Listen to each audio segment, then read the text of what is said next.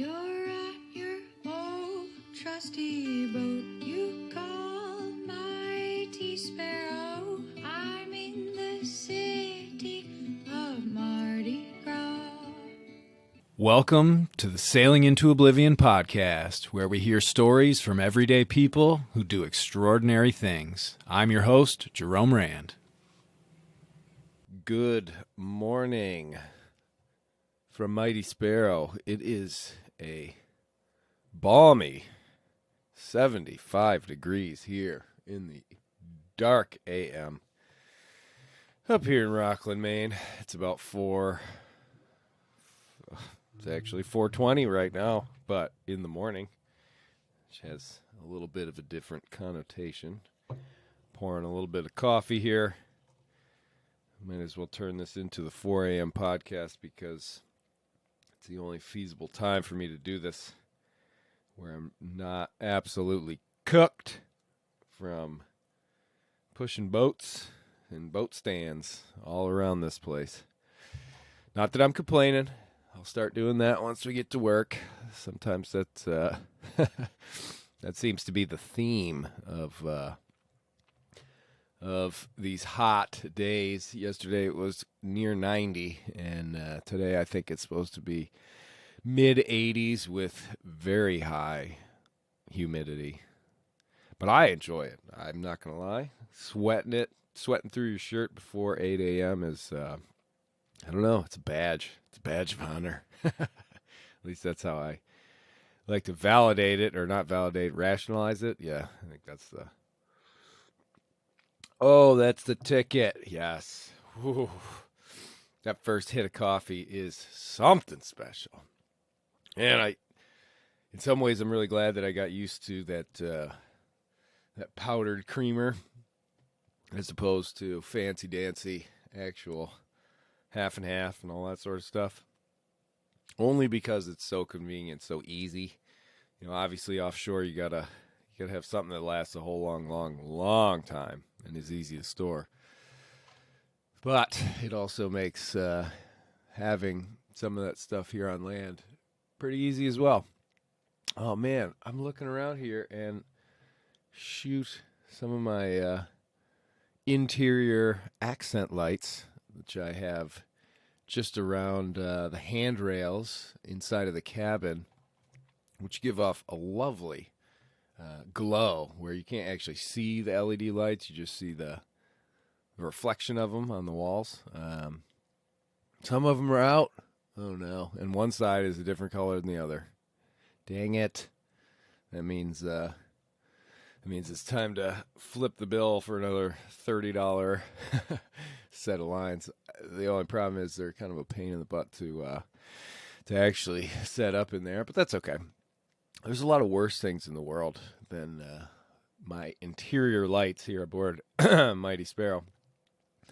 But I will say that's brings me into my topic for this morning. I'll take a little break from the norm.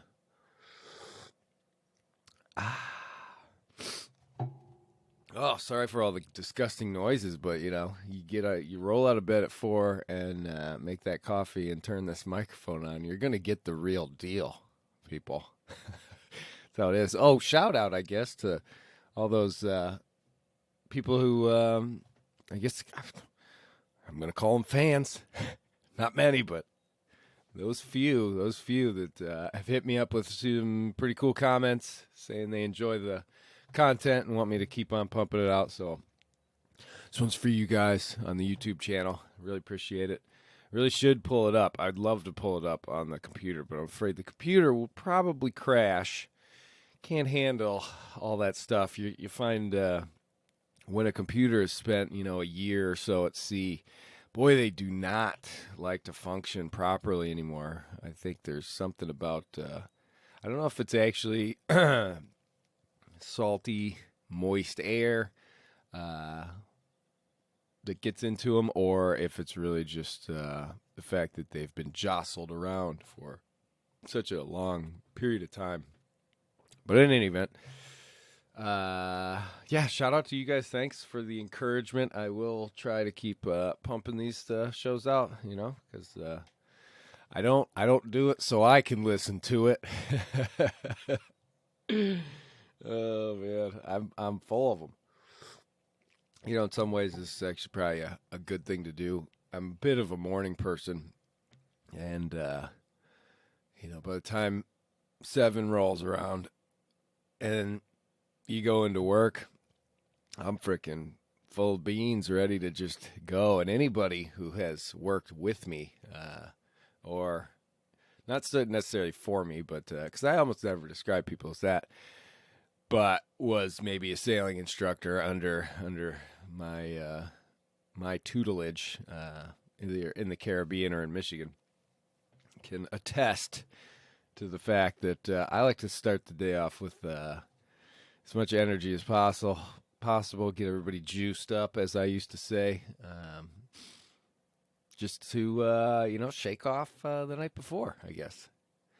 That's how I always figured it, but it's pretty tough. It was sort of one of those things where I found that I had to counterbalance against those people who come into work like, yeah, I don't want to be here. Yeah, don't talk to me. Oh boy, get rid of them. There's one guy, love him to death. Still a great friend of mine, but boy, he was not a morning person, and I'm sure maybe a few people know who I'm talking about. I won't name any names. But there's also been quite a few people who dig the vibe. They get up and I'm their form of coffee, or at least I used to be. I try and pull that crap right now at the boatyard, and holy smokes, those guys just send me off to go do something by myself for a bit. Oh man. All right, let me go blow my nose, and then we'll get into it. And we're back. Hopefully that will alleviate the the need for me to constantly blow my nose here, for all you people to enjoy. So today, what I wanted to get into was just this boat, Westsail 32. So I guess this one, predominantly is going to be for either Westsail 32 owners, potential owners, people who just purchased a boat, or, just anybody who wants to hear me ramble on for a little while. So this wonderful, beautiful Westsail 32 that I am aboard. What I like about it, what I hate about it, first time I saw it, oh, Lord, she was out there, Jupiter, Florida, sitting in the guy's backyard, had her own stands. Should have known something was up when I realized that her keel was touching the ground. It's a big no-no. We actually had a boat yesterday, it's been here for like 7 years, that was sold, and its keel was touching the ground. And basically, when keel's touching the ground, that is a highway for bugs, creepies, and crawlies. And I remember Mighty Sparrow had plenty of them, completely infested with some sort of ant, where I kept for the first year, and even past that, finding these dirt little hivey type things in funny little crevices, and I had killed off all these ants using various gels and things like that. But even when I pulled the headliner out, the ceiling tiles, so to speak, ant carcasses, plenty of them up there and that was like almost, I guess that was a year after. So pretty gross there. But no, I love this boat.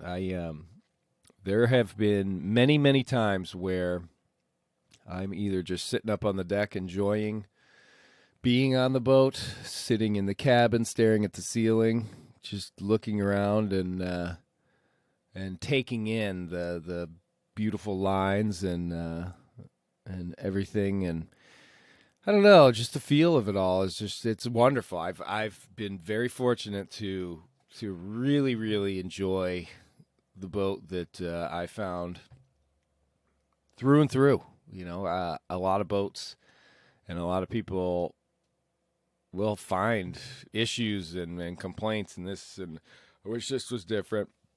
I'm sure there's a few things on this boat, but really, there's not a ton. I love it. I absolutely love it. I guess some of the biggest things from a sailing point of view, she sails really well. I mean, I think it took me a long time to figure out how to sail a Westsail 32. I want to say, to be 100% honest, I want to say it probably took me 5, 6, 7,000 miles, something like that, before I started to really get the hang of it.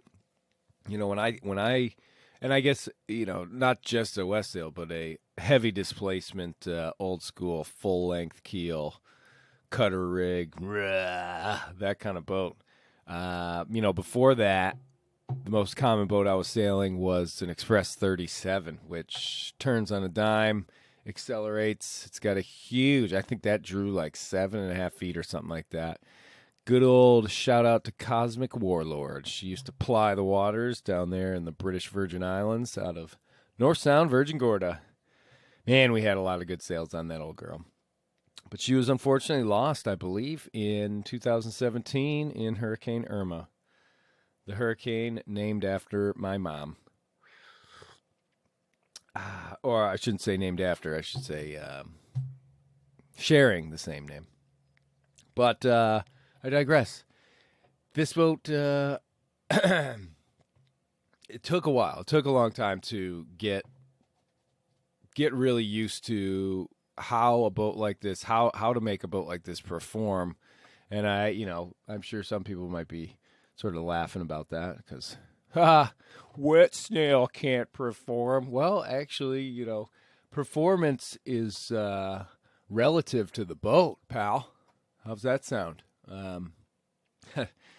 Anytime I hear that Westsail comment, it's so funny. Nowadays I couldn't care less. It rolls off me like a wet snail. But beforehand, when I first bought the boat and people decided they needed to give me an earful about it all the time, I'm not gonna lie, it tugged some short and curlies for sure as I had to listen to that. But I believe I never let it actually get to me except for one time, and one time alone, where I can't even remember where I was. It was down in the Caribbean, I believe. It could have been in Charleston, South Carolina. But somebody on the neighboring boat had made that comment, and I can't remember what type of boat they have. I want to say it was a Beneteau or I'm not too sure. And, when I think back on it now, I feel bad because, or I don't feel bad, but I like to think of myself as being above making fun of a boat. I'll make fun of a person, sure, but a boat, a boat doesn't deserve that. The boat is, keeping you from having to swim. So let's respect the boat. In any event, guy kind of, what's now? And I looked at him. I was like, oh, what kind of day sailor is that? And it was like a, I don't know, 38 foot. It was bigger than Sparrow. And it was, obviously intended for, I don't know, coastal cruising, I guess. I'm still burning him. Oh, to this day, years later. And that, that ended our friendship right there. It kind of did. Things didn't blossom after that, but it is kind of funny because after the trip, still get that comment, but we don't have anything to prove at this point. Back then, I definitely still did because I had only plans for adventuring and taking Sparrow where she belonged to sail. Ooh, but. Yeah, so yeah, I don't mind. A wet snail is fine. But yeah, it does. It takes a little while to get used to. I don't know. I almost always thought about this boat as like a steamroller. Once you get it up to speed, then it's all about just maintaining it and keeping the power in those sails. Because she is. I mean, there's so many times where this boat get it up in that 5.5 to 6.5 knot range. 6.5, you are really pushing this boat hard. And I'm sure there's some people out there that are like, nah, you're fine, put more sail up. But comfortably for me, because I don't know, I've always been really in tune with feeling how much strain Old Sparrow's in and or under. And I want to always alleviate that because I don't want to break anything on her. But yeah, she's definitely like, I would call her a 5.5 knot boat for sure. Vessel. Queen of the sea. Oh, man. And, just to give you an idea, I think on the first trip, and this was from Jupiter, Florida, down to the British Virgin Islands with no engine, basically. That trip took us 14 days, and we were only becalmed a little bit of that trip.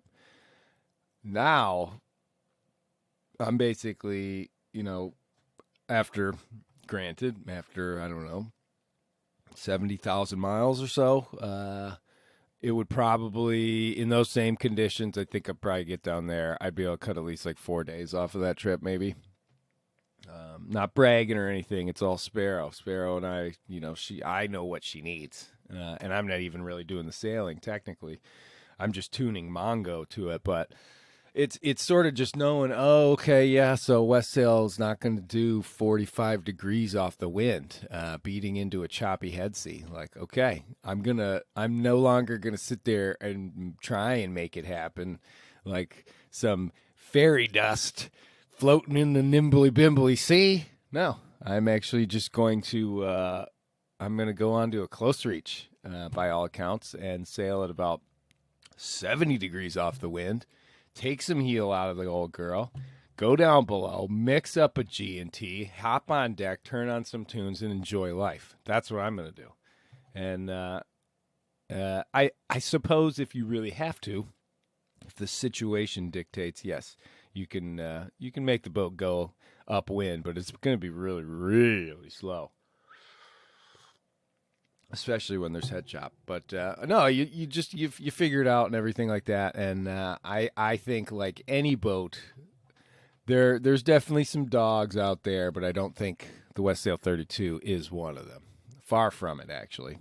I think one of the things too is that very, very seldom will a person take a Westsail 32 out into the conditions that she really needs to come into her own, which would be, 4-6 to pretty much anything else, and being able to, I think, honestly, if you get into the conditions where it's blowing maybe 25 and you're broad reaching with a staysail and, double reefed main, or something like that, you're really going to see just how nicely these boats track downwind and just rip. And if you really want to experience my favorite point of sail, just freaking take that staysail down and rip straight downwind, mainsail out all the way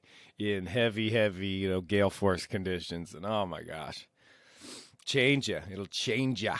It's a really incredible experience to surf, and typically, once the waves build up big enough, I mean, these boats, you're seeing constant sort of surfing between 10 and 14 knots. Now, granted, those are pretty decent sized waves, and that's a heck of a blow, but it's awesome. Boats vibrating, but Sparrow doesn't seem to, you never feel like, oh, we're about to lose it. There's none of that. It's just go, and then slow down, and then go, and you just get to watch it all. And then when you get bored, one of the best attributes of a Westsail 32 is that you can go to bed because you don't really have to worry about it broaching or losing it, because that's the beauty of the Westsail 32 is that it is made to handle those conditions. I mean, it really is. They're designed basically to be in a rough, crummy sea and just be able to shuck it off like an oyster. I love that expression.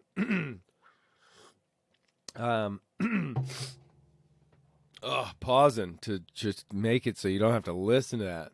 I attribute it to yard dust. Breathing that stuff in.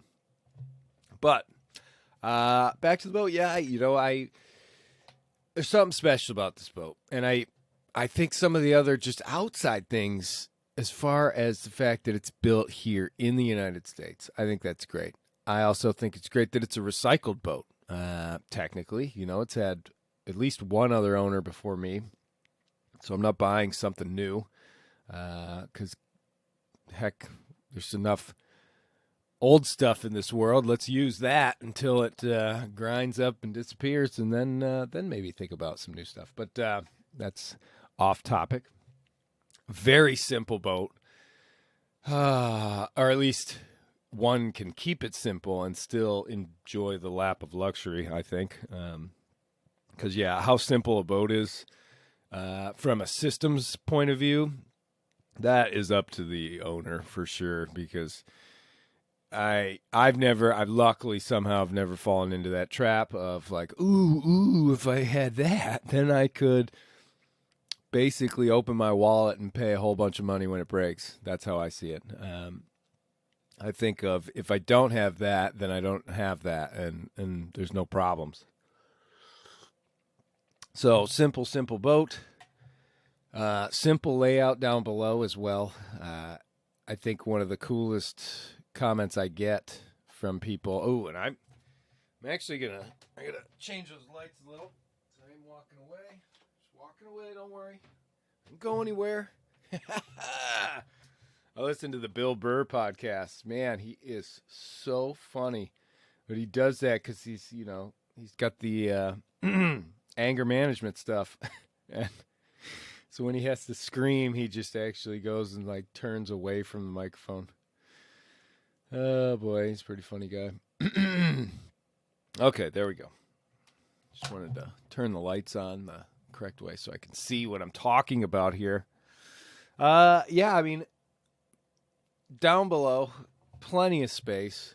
I've got, I guess, what would be called, I don't know if this is the traditional, but basically I have a big nav station, and there is a nice comfy chair that swivels. It's tightly packed in, but my nav station can handle those big charts, the big passage planning charts that are probably, 2 feet by 3 feet, maybe bigger than that. I can roll those out, and I always do. They're always out there on the chart table for me to take a gander at when I'm feeling those itchy feet come into play. So I like that a lot. I know some of the Westsails don't even have a nav station besides a little flat spot that you can stand at.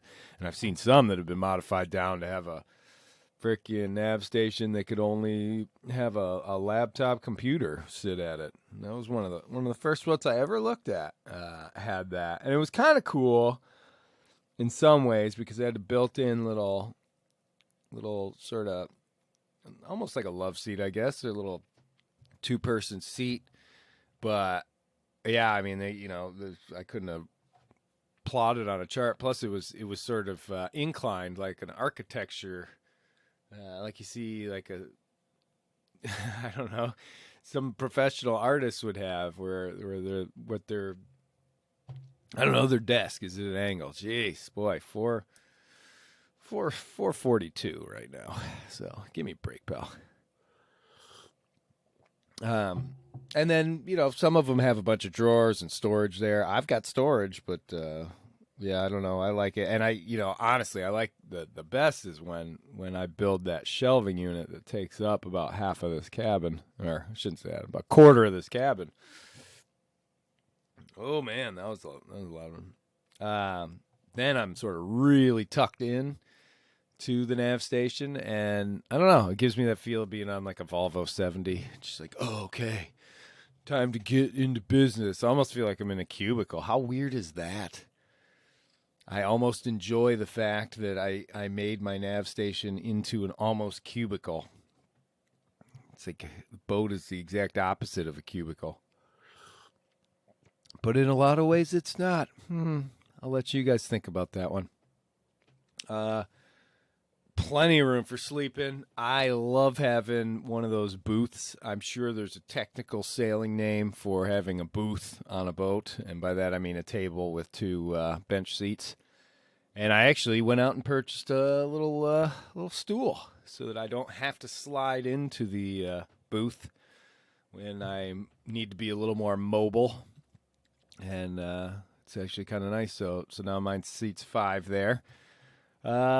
But yeah, I don't know. It's got the headroom. That's really great. 6'3" or whatever. And I don't know. I've always felt like this boat is one of those boats that can have 2 modes. So it's got, sort of dockside liveaboard mode where you sleep up forward in the V berth, and then you essentially have a very tiny little house that you're floating on. Or out at sea, you move your bunk back here into the cabin. V berth is all your garage, and you've still got all this beautiful room. And this boat got a lot of its wood trim taken out and replaced with white walls and ceilings, headboards or headliners, and a few of the Westsails that I had looked at previously to Sparrow, it was all trim.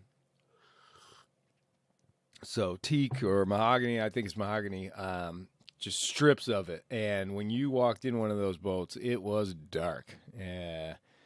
You had to have lights on or portholes open. And I don't know, in some ways I like that. I think it's kind of cool. But in other ways, if you watch my YouTube video about the boat tour, liveaboard mode, or whatever it is, you'll be able to sort of see that's sort of how I have the boat set up. And I don't know, it's light, and you can put decorations on the wall and see them. I think when it's all just dark wood, I don't know. It's kind of different. It's good in its own way. But I mean, I think the majority of Westsails out there, it is, you're going down below, you're going to see wood everywhere, which is pretty cool. It's a lot of maintenance, but it's pretty cool. Plenty of storage on these boats. I mean, they're just, the pros go on and on and on. I would say one of the cons, and it's really, I think, less just a Westsail 32 and more the hull design, the full length keel and all that, and just how these boats typically are. But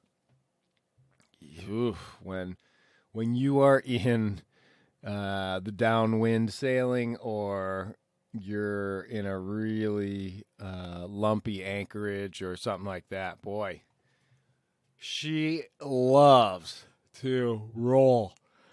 I forget about setting your beer down. If you're in those situations, you're rolling to either side, and that can get a little annoying. I mean, I think it was down in Dominica, in Portsmouth, and Portsmouth is pretty protected. Dominica doesn't have much in the way of protection from the north swell, and it sort of wraps around. I think it's not Casaba Point. Dang it. Memory's fading. Anyway, got a big moon-shaped harbor in there, and my buddy Eustace has his water sports down towards the southern end, and so it's a bit more exposed. But I want to hang out and be over there, so I always would be over there and anchor there. And so when the north swell would start to roll around the point and stuff, man, oh man, I tried so many things to, stern lines and this, that, and the other thing, and never really sorted it out too well. But I was just putting up with it. But yeah, boy, talk about roll. It doesn't take much at all to roll these boats, and so you have to take that into account. And like I said, it really is just with all these full length keels, I think, or at least all of the ones that I've been on, which is this one. But yeah, I mean, for living aboard and stuff, fantastic. I think they're really great. It would be nice to have, I guess, for my own preference, to have a little bit bigger boat, just so it wouldn't just be me on board. Because I've tried sharing this space with another person, and boy, it is a little tough. I try and make it as pleasant as possible, but man, it's hard. It's really hard. I think it's mostly because I'm so used to just being alone on this boat, but I don't know. I feel like I would love to hop aboard a Westsail 42 or a 43 at some point. I think that would be pretty cool. I've never even seen one, but they're huge, and they definitely have a lot of room on them. So, but we're not talking about 42 or 32. We'll talk about those one day when I actually see one. But yeah, the space is down below. I think the head's pretty convenient on these. I actually found on the last trip, I took the doors off of the head, and that was pretty cool, actually. It sort of opened it up a little bit, made it easier to use the facilities every day. And granted, again, that's out at sea. I probably wouldn't ever want to do that on shore. And then, yeah, I don't know. The portholes are great.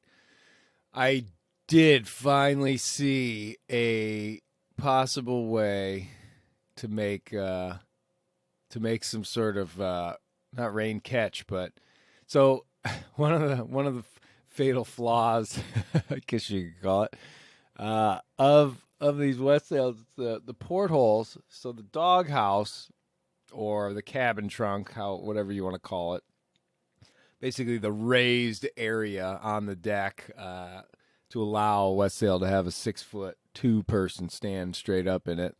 Has six portholes in the cabin, one in the head, one in the hallway, and then 2 up forward. And the only problem is they're all, instead of being straight up and down, they're all angled just a little bit, so that if it rains out there, the rain definitely trickles in. And I always wondered if there was an easy way. What would be a good way to have some sort of, I don't know, just awning or something like that. And then I saw it on another boat yesterday, actually. And all it was a really thin PVC pipe where somebody had just gone and sliced it just right so that it sort of had a nice, it looked like the bill of a baseball cap. And if done properly, I think you could probably do that on this boat and just stick it right in there. I've made these little mosquito net things out of, I guess I don't know if it's not crochet, needlework, needlepoint, whatever. Those little round bamboo wood things that you stretch the little canvasy thing over and then you run yarn through it. Well, you can get those in the exact perfect size if you add a very thin piece of line around it, and then all of a sudden you've got all these mosquito net things. But yeah, I mean, it's one of those things where when it rains, you got to close those. And again, yeah, there's worse things in the world, bud. I know that. I'm not one to complain, but I remember being in the Caribbean during Christmassy January time, where lots of just squalls. You're looking at 5 to 10 to 15, 20 squalls, little squalls every day. And oh my gosh, it's so funny. I just remember closing all the windows or all the portholes, open them back up, close them, open them back. And if I left the boat, always had to close everything up, which was always kind of annoying. But so I'm going to give that a shot. All right, got to take another blow my nose break. Jeez, that dust. Whew, and we're back. But yeah, I mean, from an interior point of view, I really, really like the layout. I've been fortunate enough to be invited aboard quite a few boats for cocktails and dinner and things like such. And I hate to say it, I'm not saying this about anybody's boat specifically, but I just find that a lot of boats have it's like they're trying to pack in every aspect of a home into this little tiny cabin, and I don't know. It seems cluttered, and you have to walk around funny. And here, I really, really like the wide open spaces of the Westsail 32 cabin. It's glorious, and there's plenty of room for activities.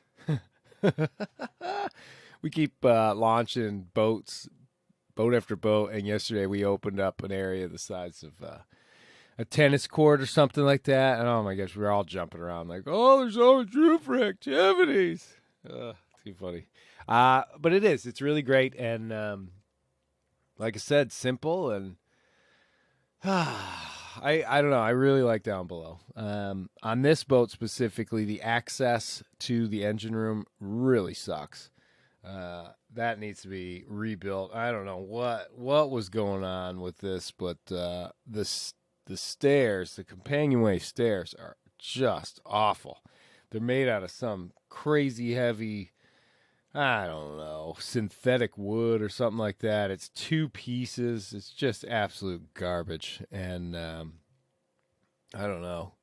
I would love to. I don't have the skills to be able to build some beautiful teak thing that also has a little bit of storage on it. But boy, if I ever come across a nice companionway staircase that fits in here and I can retrofit it, oh, I can't wait. That would be great.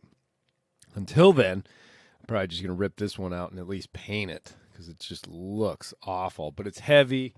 You have to undo a whole bunch of different latches and take it all apart. And it's ideally, I think with a companionway staircase, you really want it to be like you can release one thing and either pull the whole thing out or swing it up and clip it off to a little point and then get right in there to the engine.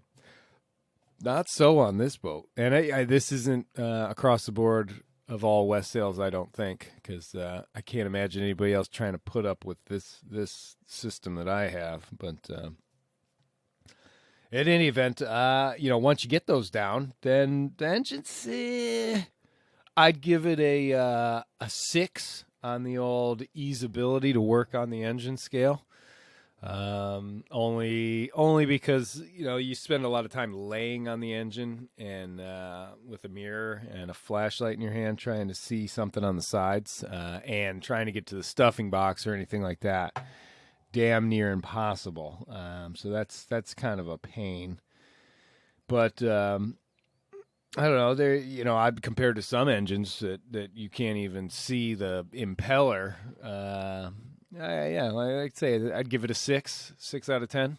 So that's a decent rating. The Express 37, I would give a 10 out of 10 because you could basically open up and 3 hatches or 3 panels, and the engine was basically completely exposed. It was so easy to work on that engine. It was great. Oh, me and my buddy Giles, we used to spend hours and hours just trying to tinker with it. I just got to give a shout out to that guy because he loved that boat. He just absolutely loved it. You could tell because he had a passion for it. He put in the time. Oh, buddy. My buddy Giles down there on Tortola, British Virgin Islands. If you're going to charter a boat, charter from Horizon. Shout out Horizon Yacht Charters. Oh, the old alarm. It's 5 a.m. So yeah, that's I guess as I see the time ticking away here, I'm going to move on from the interior. But yeah, it's not too bad. It's got some nice size fuel tanks. Pretty good place for the batteries. Easy to work on the control panel, the circuit board, all that sort of stuff, because you can access it. It's really pretty easy. And yeah, I would, like I said, down below, it's just really great. It's comfy, it's homey, and it sets up pretty well for being offshore and still being comfortable. Yeah, that's what that's how I'll do it. I and you can retrofit basically anything and everything. The fridge on here on this one is just an old Frigo boat, and yeah, it works. It works. I don't think the last owner took the time to properly insulate around the old ice chest, so to speak. So that may be a project for while I'm up here in the boatyard, just to give it that extra oomph. I wish Yeti would make some retrofitted ice boxes for boats, except they'd probably charge $26,000 for them, I guess, for the going upgrade. But yeah, as far as the top side, oh, jeez Louise, this dust. Top side and sort of its easeability, I really love the layout as far as having sort of it has the deck. You've got the deck and a decent amount of room up on the foredeck. There's actually some space midships on top of the doghouse that if you set it up right, you could easily have the equivalent of 2 chaise lounge chairs up there for just sitting and laying out. It really is. It's pretty amazing how spacious and clean some of the deck and stuff are. I'd say the only part of this boat that I think could really use a little attention would be the cockpit, because the cockpit, it's tiny. I've been on 20-foot boats that have more cockpit space than this thing, and definitely more comfortable. It's easy go around on this boat because, now these days there's plenty of different cushions and those purple chairs that fold and hinge and this and that and the other thing. So you can make it far more comfortable, but you've got these 2 primary winches for your jib that stick out on these stainless pedestals. And, boy, if you are not constantly aware of where those are when you're like leaning back or this, that, oh my gosh, I still have yet, knock on wood, to crack my back on one of those. But I feel like for every Westsailer, there is always that time. And there's just no way around it because those suckers are right there. And I don't know, I don't know of any other way to mount those things and get them out of there. But, the shape of the boat with the canoe stern and everything sort of dictates that, yeah, you're going to have a pretty small cockpit, especially with the size of the cabin. But, like I said, with a few cushions, it basically can make being up there not so bad. I'm still trying to figure out a way to get a little table set up in there so that when I'm at a dock or whatever, I can actually sit and maybe like have a meal in the cockpit where I'm not having to eat it on my lap. But we'll have to see. Again, I just don't want to. I don't want to have some weird pedestal thingy up there or any clutter. I like it to be very, very clean. So it would have to be something that I could stow down below. But with the tiller and everything, that opens things up. Commonly on a boat this size where you have a wheel or a helm, you've also got a helm station. So you got a pedestal and it's got screens and things like that. There are 0 screens up there in this cockpit, and I like that a lot. I'm rarely sailing in a place where a screen would be needed as far as navigation and such, but I like the fact that there aren't any there. There's a compass. There's one instrument in this cockpit, and that's a compass, and that's it. Other than that, I figure I don't really need to know exactly how windy it is. I just need to know if it's windy. But yeah, it's all pretty simple and pretty clean in the cockpit. I retrofit a couple of solar panels up there, right up to the gallows, which is sort of this little crossbar and everything, and that worked great because it's such a strong point. I believe it's 1.5 inch stainless tubing that holds all that up, and it's definitely overbuilt. It's not just a straight pipe going up. It's got supports and everything like that. And, easily you can do pull-ups on it, whatever. Not that I do, but yeah, I don't know. It definitely works. And with having the boomkin, that allows even less clutter because the backstays are pushed even further back. And I say stays with an S just because I added a fully addition of a second backstay. So not a split backstay, but basically dual ones. And I don't know, the way it connects up to the boomkin on either corner now seems to be rock solid compared to the normal one where you have one backstay and it shoots right down into the middle of the cross beam at the end of the boomkin. How's that for technical talk? If you got one, you know what I'm talking about. Let your drifter do a big slam, where it going downwind, it backwinds, and then all of a sudden fills back up. And you watch that backstay, and you tell me you're not worried about that. I watched it for days, and it is terrifying. But it doesn't happen when you have two backstays. Getting around up there, it's not too bad. Like I said, you've got this nice, foot wide deck, and you've got bulwarks, and I always love having bulwarks on the boat. Basically, instead of just a little tow rail keeping you from slipping off, you've actually got 8-inch, 10-inch bulwarks. So it kind of feels like you sort of have this little railing. And then obviously you get the lifeline. So walking fore and aft is pretty easy. The shrouds aren't really getting in your way too much, and you don't also feel like there's nothing to grip onto. I kind of screwed up a little bit in some respects with the Dodger, just because it's tricky to get around the Dodger. I made it too wide. So in one aspect, it's a little bit of a pain to get around. In another, it blocks out more splash if I'm beating to wind.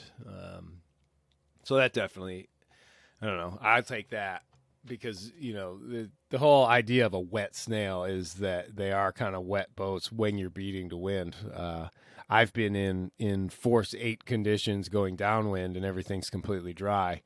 But, boy, you start trying to charge into it, you'll get pretty wet. But I've got spray skirts on here that I made, and then with the Dodger and stuff. But still, you find your little corner where it sort of stays dry. But if you really, really want to stay super crazy dry in all conditions, I don't know. I guess you just buy a car, maybe. Does that make sense?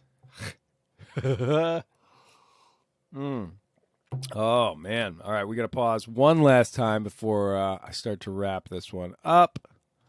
And we are back once more. The rudder.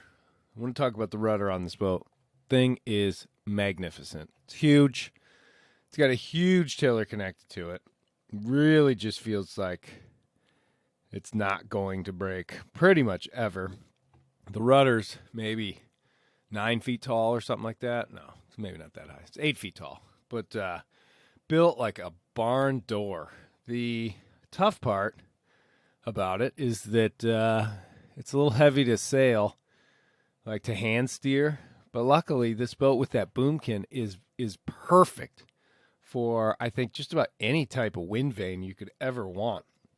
And the beauty of a wind vane is the fact that there's no electricity needed. And once you get good with it, just like anything else, you will, even if you're just going on a little tiny day sail, you can still use a wind vane. It's easy. And even when I used to sail around in North Sound, which is basically a small little bay, I still had that wind vane on, unless people physically wanted to sail the boat.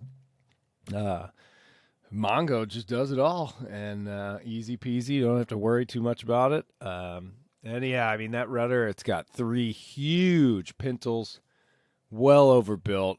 I don't know. All the miles I put on her still just feels totally rock solid. And that, I think, is really a pretty important aspect of any boat that you're going to take offshore, is having a lot of confidence in that rudder, because that in a lot of boats that can be the weak point, where that sucker snaps off or gets damaged or something like that, then you're in real trouble.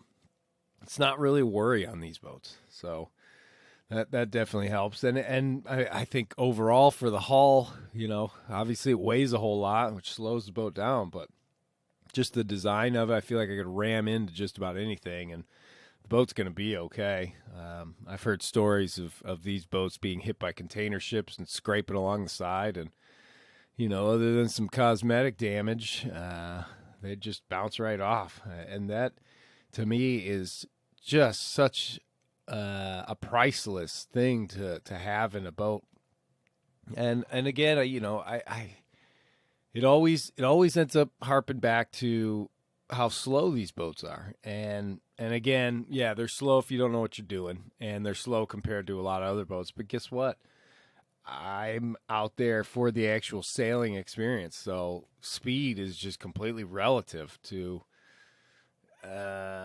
it's not about me getting into port, it's about me being out there at sea, and so it really doesn't matter how fast you're going. But I suppose when a force 10 gale's bearing down on you in the Southern Ocean, sure would be nice to get a little north, and that's not going to happen on this boat. But when that storm does overtake you, you're in for one heck of a ride, and you're still going to be able to get some sleep while it's happening. Ooh, take that.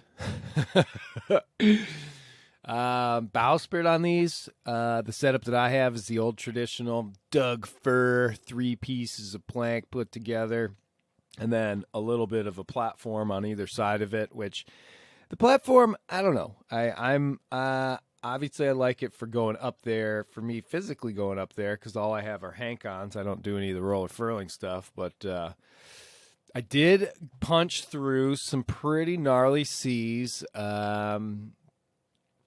when I was stuck in the Gulf Stream on the last trip south, and the seas got to a point where I was punching through for just a little bit, these waves, taking green water over the bow, and I could see that there was quite a bit of tension and pressure on that little foot stand, or those planks or whatever, and it popped one of the screws out that sort of is just a little support.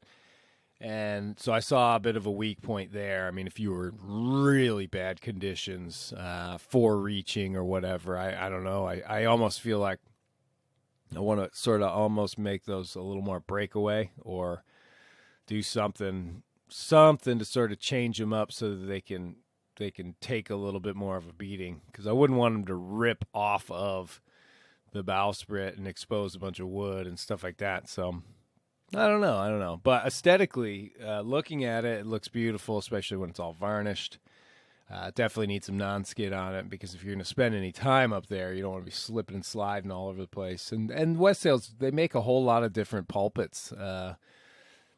I've got sort of the more traditional, just around the very end of the bowsprit, and then it's lifelines going aft. I know they make another one that's it looks more like the pulpit they have on the Orca in Jaws, where it's full stainless steel piping all the way up, and that one looks pretty cool. Maybe one day upgrade Sparrow with that. And so yeah, I mean, up on deck it's great. I have with the mast. The mast is just absolutely insanely overbuilt, super heavy, and it's deck stepped. And for me, the whole deck step thing is basically, if you think there is a good chance of you getting rolled over and losing your mast wherever you're sailing, so i.e. the Southern Ocean or the North Atlantic or something like that, if that's your playground, then I don't know. I've always felt like a deck step mast is a safer option. That's just my opinion. Just because if you do lose the mast, you're not going to have a big gaping hole in your boat, so. But again, that's just my own opinion. I don't know technically if it's stronger or not.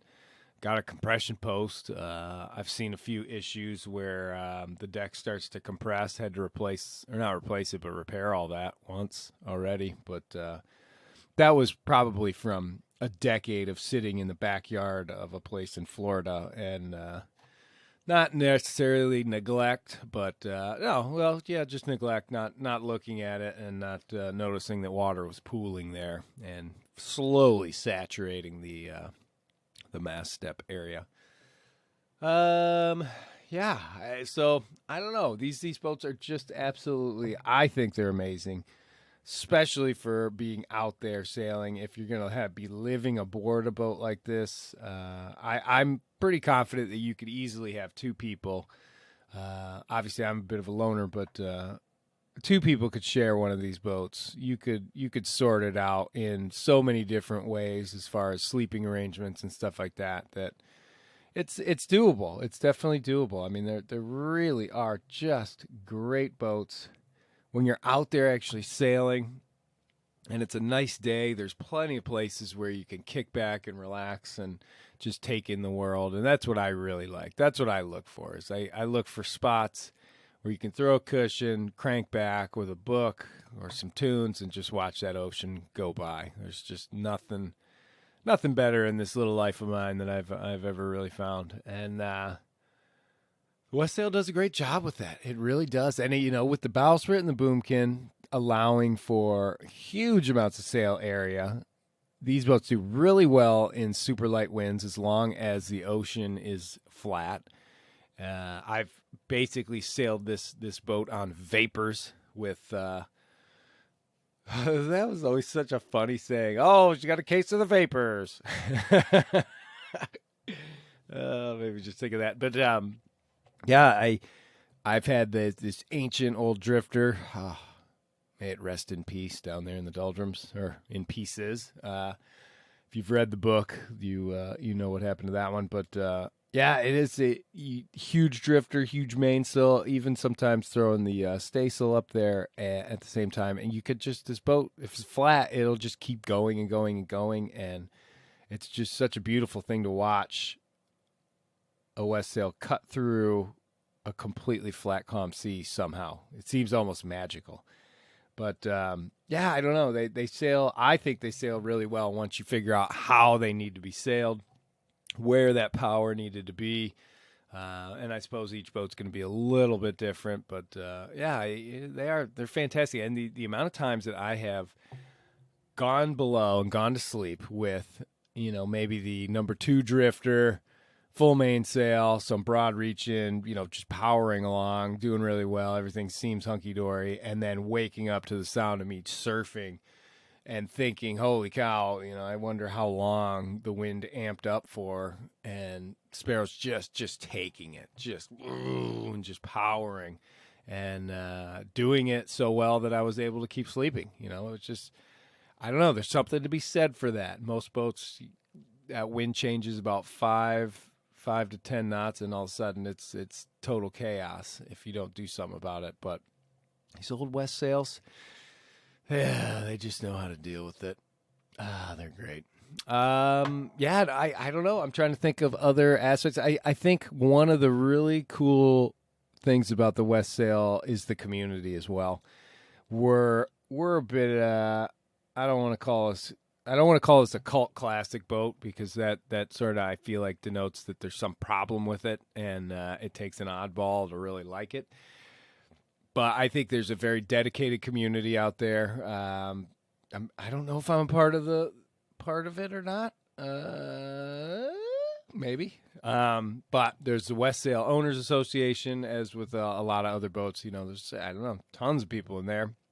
And then and that really brings me to one of the, I think, most important aspects on any boat, is all the accumulated knowledge about the boat, or that type of boat, is really great to have. And that was one of the things that I really was a big sell point for me, was the fact that there are book after book after book written specifically about this boat, and the information that you can get pertaining to any problem, any issue. Because with the Westsails, I think, they probably made about 1,100 of these things, and the vast majority are still out there sailing. And so they've been worked and reworked a million different times by a million different people who really love them. And they're always there, happy to share all the information they've learned. And so you have this giant resource and these very excited people who are happy to share. I mean, they do rendezvous and all sorts of stuff. Hopefully someday I'll be able to join in on some of that fun. But yeah, so I would definitely give the old Westsail 32 a thumbs up, because it's going to get you there. It might take a little time, but it's going to get you there. It's going to get you there safe, and you're going to be able to deal with just about anything the world throws at you out on the ocean. She is really, really just great. And you know what? If you do lose the mast, you're essentially in the perfect lifeboat. There you have it, folks. The Westsail 32 in a nutshell. And, you know, obviously there's about a million other things I could sit here and ramble on about, but those get into the fine details. And we just don't have time for that because we're already at an hour. So I want to thank everybody for listening to the super crazy early Maine morning Mighty Sparrow podcast. Until next time. All right. Thanks for listening. Hey, everybody. Thanks for listening. And if you enjoy the podcast and want to support it, just go to podbean.com and you can become a patron and keep the show on the air. Also, if you like the music at the beginning, the album is called Deep Teal, and the artist is Adrian Edson. It's available on Amazon Music. And if you want the full story of the trip around the world, the book, the Kindle book, and the audiobook can all be found on Amazon.com. Sailing into Oblivion, the solo nonstop voyage of the Mighty Sparrow. Fair winds and following seas.